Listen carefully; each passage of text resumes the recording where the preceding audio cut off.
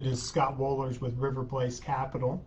It is Thursday, July the 29th, and wanted to take some time just to discuss what we saw in markets last week. Some very interesting internal information that we're now seeing and getting in the stock market, as well as what we kind of see in markets moving forward. So last week was an incredibly volatile week in the stock market, but amazingly, the S&P 500 finished the week up 2.3% on the week. Even though you saw a significant drop on Monday, markets just continued to march higher and recover through the rest of the week, finishing the note on the week positive 2.3%. And as we entered into this week is the busiest week of earnings season, with about a third of the companies in the S&P 500 reporting their corporate earnings for the previous quarter.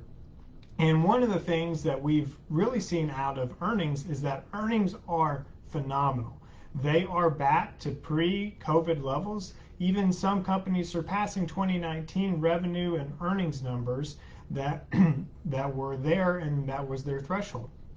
And we're starting to see that.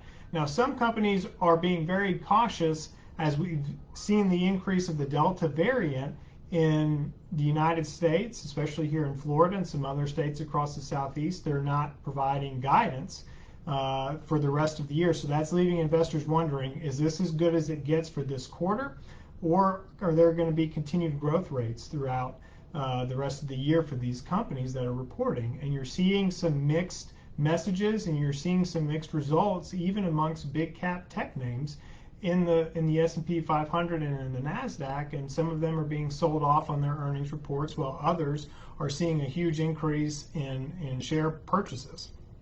The other thing that has been interesting is, as we talked going into the beginning of this year, and as we've talked throughout the year, the real leadership in the S&P 500 has been the value sector. We talked at the beginning of the year about the rotation to value. Value is going to outperform. But over the last several weeks, growth has really played catch up in the stock market. And as of last Friday, the growth sector is actually now ahead of the value sector on a relative return year to date. And so what was previous leadership has moved aside, and what the other thing that we've seen is small caps and mid caps were outperforming the big caps throughout most of this year. However, after the last 2 weeks, the large caps have retaken the lead over the small and mid caps in the indices. So we're kind of reverting back a little bit to what we saw lead markets higher last year, and that was growth.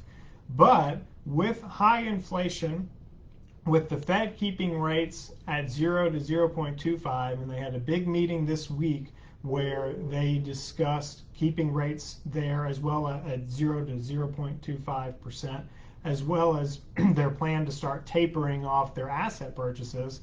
And that a plan was put in motion. They really just put hold on what they were doing. They didn't really provide a lot of guidance, and the markets really were receptive to that.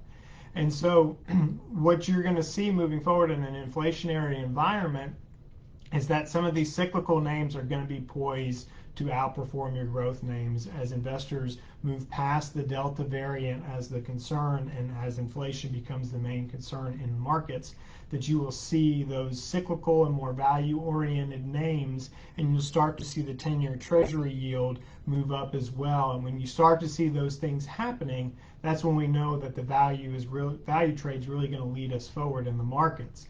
But as long as there's that other concern out there, the investors are getting more defensive and more growthy out there, and really cause the 10-year Treasury yield to fall, allowing growth to really rebound and thrust forward the last 3 to 4 weeks. So if you have questions about how this impacts your individual portfolio, or in ways in which we can help you, feel free to give us a call. You can reach us at 904-346-3460, or as always, check us out online at www.riverplacecapital.com. I hope everybody has a wonderful rest of your week.